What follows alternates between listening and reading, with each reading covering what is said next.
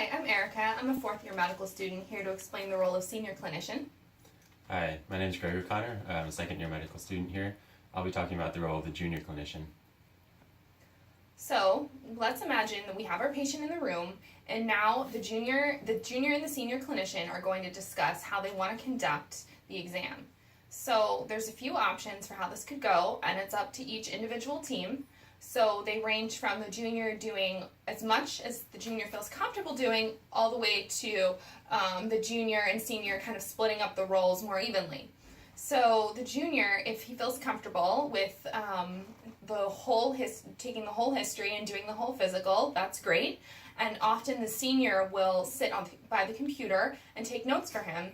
And then at the end, if there's anything that the junior forgot, the senior can step up and fill in those gaps. So that's a good option for letting the junior take the reins.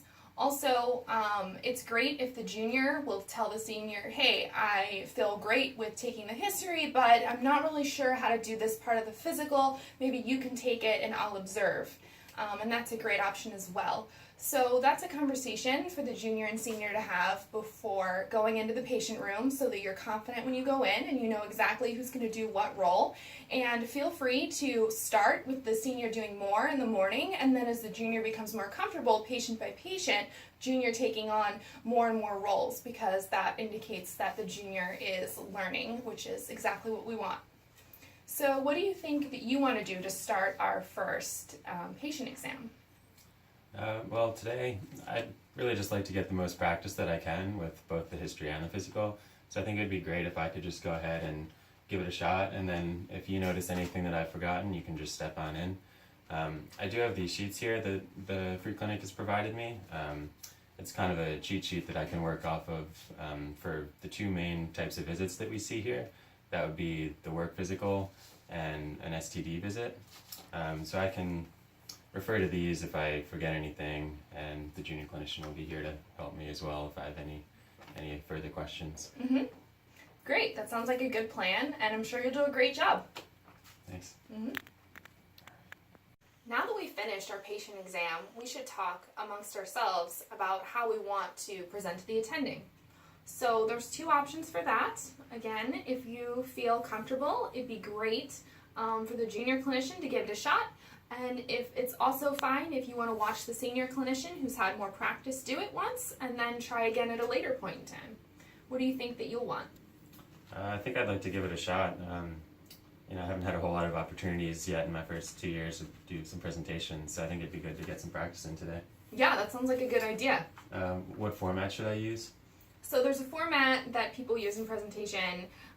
It's called the SOAP format: subjective, objective, assessment, and plan. So the subjective information is patient is a fill in the blank with age, gender, pertinent past medical histories. For example, 46-year-old man with a history of hypertension.